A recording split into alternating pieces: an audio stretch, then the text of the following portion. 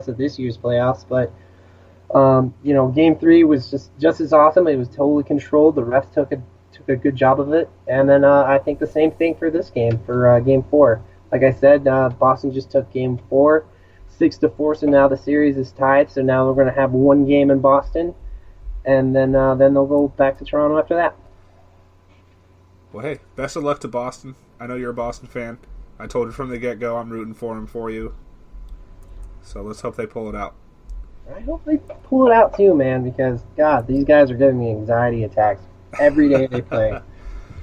All right, so after that, we're going to talk about the Washington Capitals and the Carolina Hurricanes series. The Caps are up right now, 2-1 in that series, and it's been good. It's been the sea of red versus the hashtag take warning Carolina Hurricanes.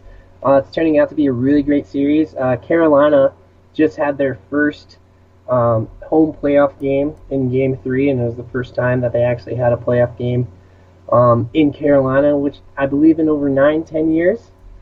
And the fans were totally pumped. They wore their alternative jerseys, just red on black, and they are just filthy. Overall, great team. In the first game back, they completely dominated and blanked the Washington Capitals 5-0, and I was quite shocked. But that house was rocking. The fans were behind them, and I think they used that momentum towards to get them that W. So the series should be really good. And did you happen to see that fight between Ovechkin and the other kid?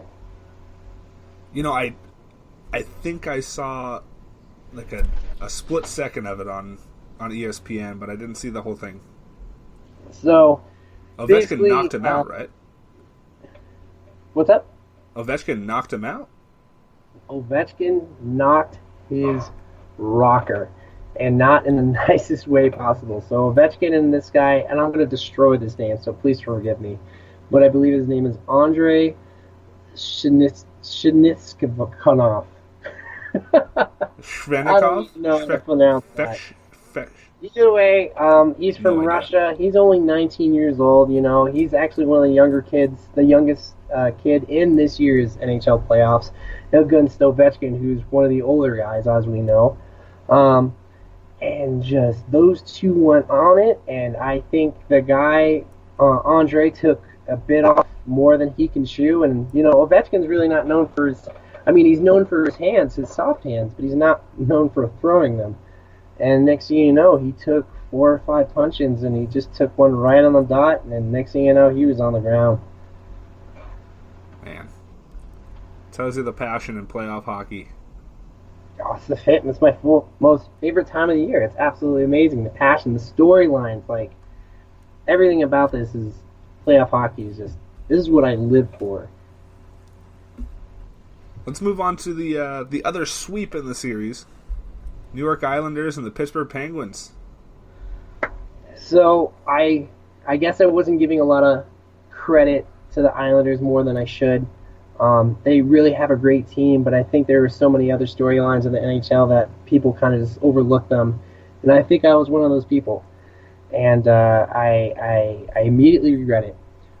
So if for all you that don't know, they traded their longtime captain, John Tavares, to the Toronto Maple Leafs, and that was a huge blow on their fans and their spirit, and they're having problems with with both of their stadiums. And so halfway through the summer, they picked up the Washington Capitals head coach, Barry Trotz. And now remember, the Washington Capitals won the Stanley Cup last year, so it was really kind of shocked to me how they kind of just let him go. But he ended up being with the Islanders, and they have a really good team there, especially off with Eberle. For all you don't know, he was a first-round draft pick in 2008 for the Edmonton Oilers, and he eventually got traded to the Islanders. And he really wasn't doing much, as far as I know, with the Islanders. And next thing you know, as soon as they came to the playoffs, he's been stepping up. And then their goalie, Leaner, all of a sudden, he's doing really well as well. Pittsburgh's offense just didn't want to show up for some reason. With special teams not making a difference. We had Sidney Crosby, which we talked about, Evgeny Malkin, Phil the Thrill Kessel. None of them showed up for the Pittsburgh Penguins, and they had plenty of chances on special teams, especially on their power play. But the New York Islanders and their goalie just stood on top of their head. The Pittsburgh Penguins had 11 penalty chances, and they only scored on one of them. And if you want to make it far in the playoffs, your special teams has to do way better than that. 11 power play opportunities and they scored on one. They only scored on one.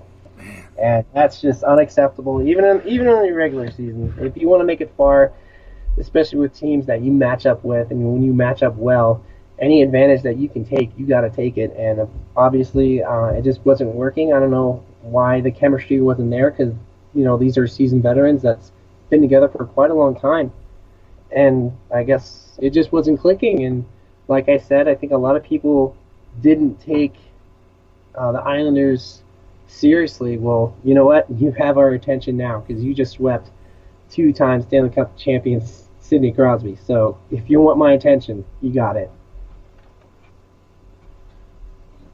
Well, hey, I'm glad to see Sidney Crosby out of the playoffs. As I told you last podcast, he's probably my most hated because of that Canada goal in overtime. But, God, please stop reopening that wound. Oh, God. God, I got rid of it. Well, I'm going to have another shot. Hey, you and me both. All right, so now we're done talking about the Eastern Conference, so let's go over the West. Some great stories over there as well. We'll start off with Nashville and Dallas. As of right now, the series is now tied at 2 after tonight's 5-1 win, Dallas over Nashville tonight. What a dominant performance. Waiting for that to show up. But to be fair, it's literally anyone's series at this point. It's all about who wants it more and who wants to prove themselves. Nashville, they made it to the Stanley Cup Finals a couple of years ago, and I think they want to go back to that glory. But at the same time, Tyler Seguin and Jamie Benn and Khudobin and Ben Bishop, they have something to prove, and they want to show that playoff hockey belongs in Dallas, and we'll just see who one comes up on top. Literally, it's one of those series that I think that will definitely go to 7 games because it's just going back and forth at this point. Well, hey, that's what it's all about. I think first round, it's fun to watch if things go back and forth, and I mean the sweeps are a little boring. Not necessarily, not if you're on the winning side, but right. If you're just trying to watch hockey and hang out, you'll want to see games go to 7. Mm-hmm. I mean, as a fan of sport, I'm also an avid Arizona Coyotes fan. As much as I wish they would have made the playoffs, I'm still going to watch it just because the stories and the situations that could happen. Like I said, I never would have expected Tampa Bay to get swept by Columbus. I never expected seeing a Hobie Baker Award winner in the Stanley Cup playoffs. I never expected Calgary to fumble. There's so many great stories that we just don't know about until we actually see it. So this is my favorite time of year. I love it. There's a lot of passion. There's a lot of fire. You see no names that you've never heard of come to step up the plate. You see longtime legends just doing it again and again. It's a lot of fun. Out of all the 4 major sports, I definitely like NHL hockey the best just because there's so much excitement that surrounds it. Hell yeah. So all right, what did we do? We did Nashville, right? Stars. What about the Stars? What about? What? What? We're talking over each other now. So moving past the Predators Stars series, onto the Winnipeg Jets St. Louis Blues. What do you think about this one? Now this one, this is all a shootout. Both have very good offensive team, the offensive players. It's literally a shootout, and it's all about who scores last. To be honest, I think that whoever scores last is going to be going on to the next round, and it just all depends what kind of offense you want to have. You have Kyle Connor and Mark Shelby. He was the one that led, the Jets for the majority of the season. Blake Wheeler is such a great player. He's a playmaker. He can do anything he wants with the puck. And then you got that sniper in Patrick Laine. He's been putting in his name on the score sheet for every single one of these games. And, like I said, they have a really good offense, but at the same time, the St. Louis Blues have a really good offensive well and great goaltenders with, what's his name? With I'm not even be able to pronounce this right. I'm terrible with the Russian player's name. Vladimir Tarasenko. Thank you. I'm happy I was able to say that right. If I effed it up, you can chew me out on Twitter or, when you share this post. He's a great player. He definitely has the offense and the power, and he has the team around him to do it. But like I said, with this series, I think whoever scores last is probably going to be the winner of that game and that series. Okay. I think that'll make it interesting. Make it fun. Mm-hmm. Shall we go to the Calgary Flames and the Colorado Avalanche? Let's do it. All right. So as we know, the Calgary Flames were the first in the West. And then, of course, we have the Colorado Avalanche that barely made it to the playoffs with 86 points, and while Calgary's 107. So I was kind of thinking, I was like, well, since, Calgary finished first and Colorado's last, again, I was so stereotypical, and I thought that, they were just going to run over Colorado, but, Colorado had a card up their sleeve, and I can't wait to tell this story, because these are the stories that I absolutely like to talk about. So, with the Calgary Flames, we got Mike Smith. He's a great goalie, but we don't know which that we're going to get. So, as you know, Mike Smith used to play for the Arizona Coyotes, and he did an outstanding job helping them get past the first couple of rounds of the playoffs. But then there's times where he's not doing really, really well. And, each night we don't know which type of Mike Smith we're going to get, and I think the Flames feel the same way. So they need to get their offense going and score some goals, or at least give them some defense, because, I don't care how good of a goalie you are. If you get 60 shots a night, you can't get mad at your goaltender for not being able to stop all those. But we'll see how Mike's goes with this. But anyway, sorry, let's get back to the story. I went totally off topic. I'm just so excited about this story.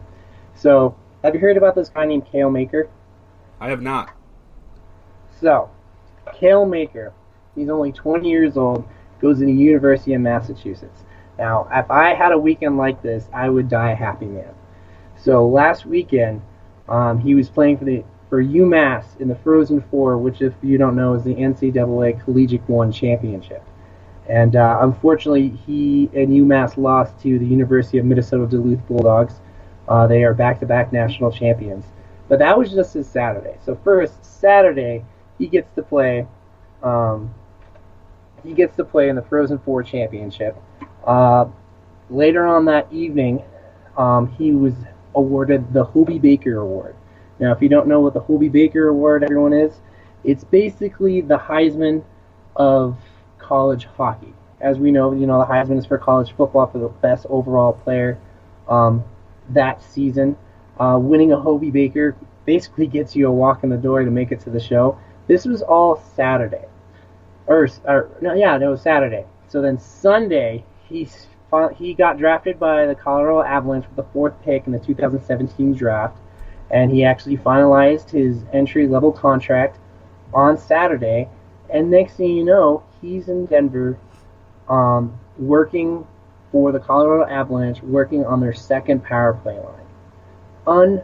Unbelievable. Now you're telling me... Sorry, go ahead. Hold on. The NHL draft happens while the playoffs are still going on? No, he got drafted last year. He got drafted 2 years ago in 2017. You're allowed to get drafted and finish your degree wherever you're at.